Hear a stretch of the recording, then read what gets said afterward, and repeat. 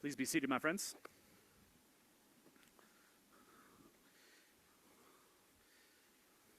It's up there.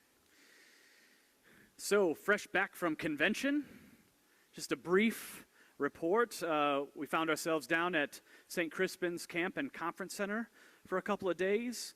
Just wanted to say that the accommodations, the money that the faithful of Oklahoma has provided that camp and conference center, the money is well spent. The accommodations are beautiful. They are restful, well taken care of, all sort of in God's backyard there. Along with the staff changeover that's happened recently, there's new folks who are taking on sort of the cooking and cleaning and all of that stuff, and the new chef had a chance to show her skill. The food was amazing, and the workshops were informative and plentiful. There was a little bit of Sabbath time in the afternoon, and so it did feel like this large family reunion in a way. All the smell of smoked meat in the air and all the trails that you could ever hope to walk. The bishop's address, the Eucharist, they were inspiring and wonderful. And then, of course, with our own beloved Dolores being recognized for a lifetime of service in God's church, ministering to the faithful for over 4 decades, was awarded the Bishop's Cross.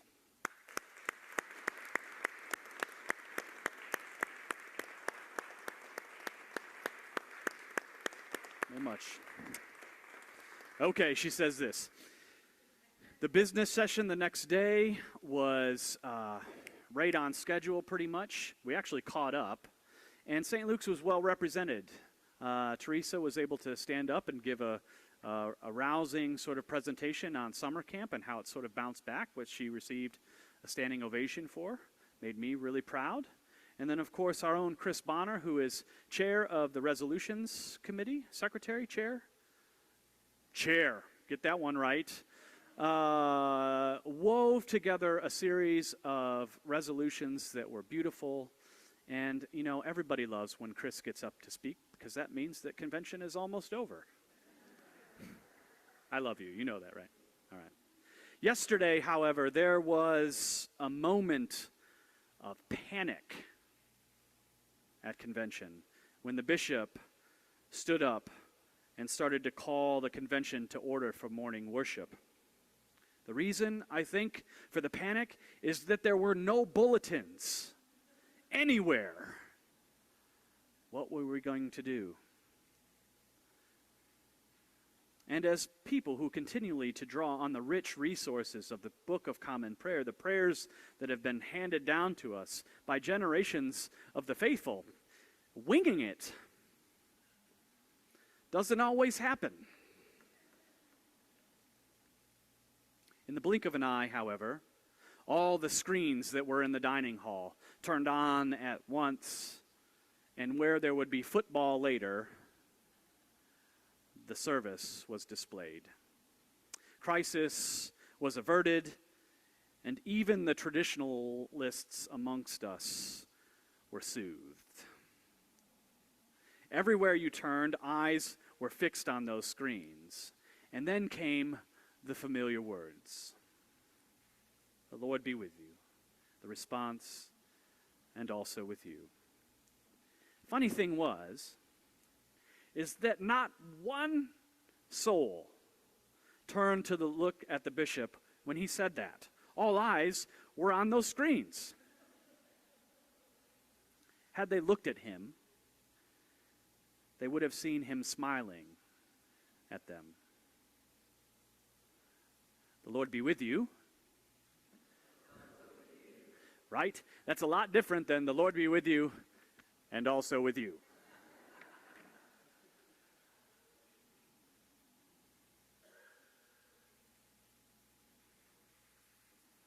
Seeing things,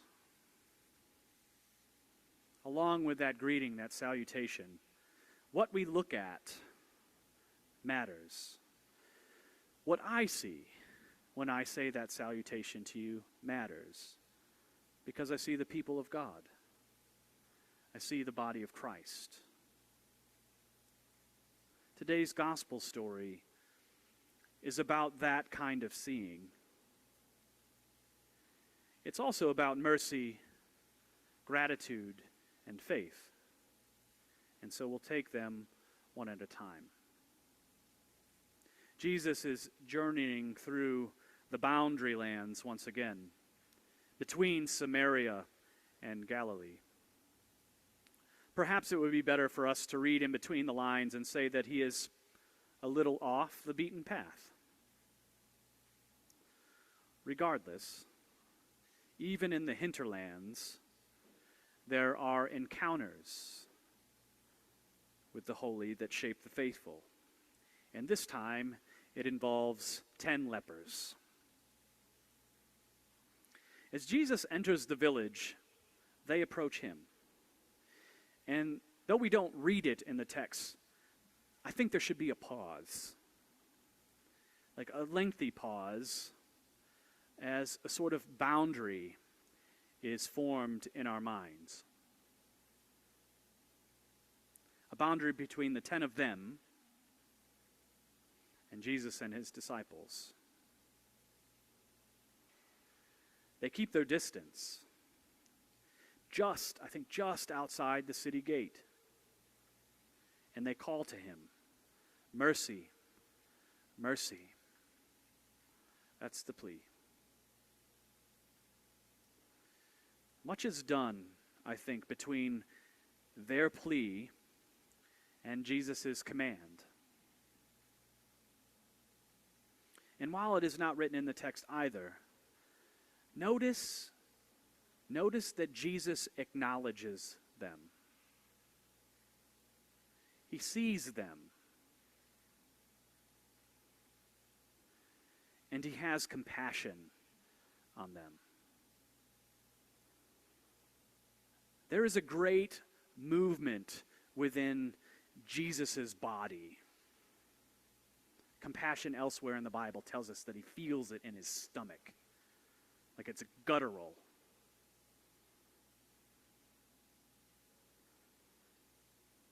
And then he says, "Go and show yourselves to the chief priests so that they can see for themselves." And one by one they obey his command, and they are healed. They are restored. And only one turns back. A Samaritan.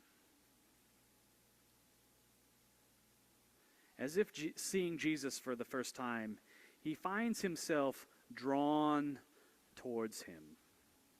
Probably a little bit scared, but nonetheless drawn towards this power that has made him whole. And I think that highlights the paradox between those who left and the one who came back, through the immortal words of Tim Allen, that seeing isn't believing, but believing is seeing. The Samaritan believed.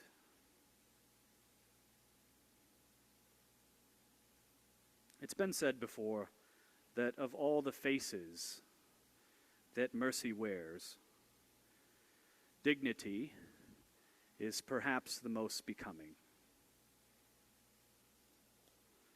No one, I think, can miss the fact that the healing of these 10 souls meant not just that their flesh was healed, that their ailment was cured,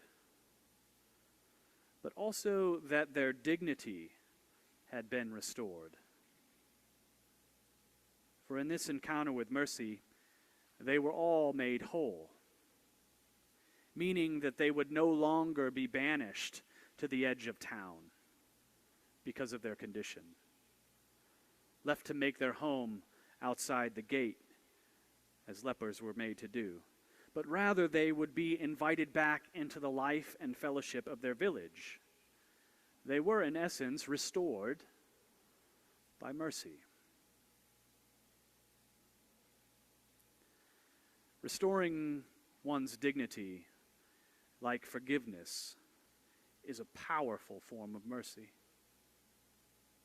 Among the virtues, it has been said that mercy is like the moon among the stars. Not so sparkling and vivid as those smaller celestial bodies, but by looming large, it dispenses a calm radiance that hallows the whole. And thus restoration, much like reconciliation, approaches the threshold of something truly miraculous. Much like it is to be fully seen by someone, warts and all, lepers, and loved anyways. This is an offering that truly borders on the miraculous,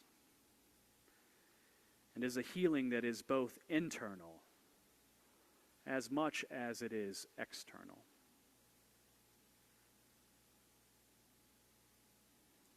For encountering such love, there remains a moment in time where one has this opportunity to develop a sensitivity to the larger work of what is behind restoration.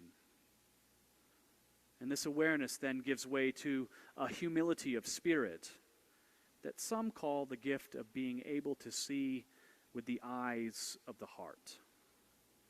And isn't that the truth? That the longest journey that we make in our spiritual lives is from here to here.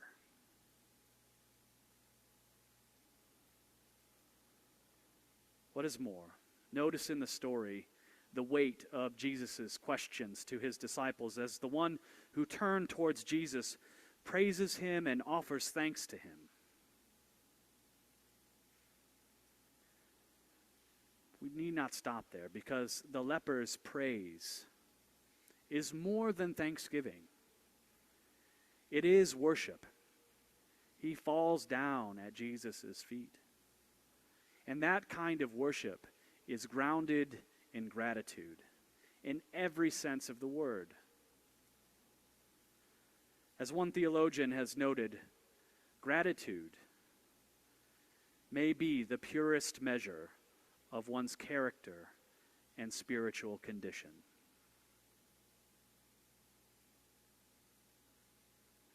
The absence of the ability to be grateful reveals self-centeredness, or worse, the attitude that I deserve more than I ever get, so I do not need to be grateful. But in the Samaritan's case, he does not fall into either category, but he turns towards the source from which all good gifts flow. And in the Samaritan's turning, there is a challenge to us. There is a challenge to those who hear this story, and that we are to regard gratitude as an expression of one's faith.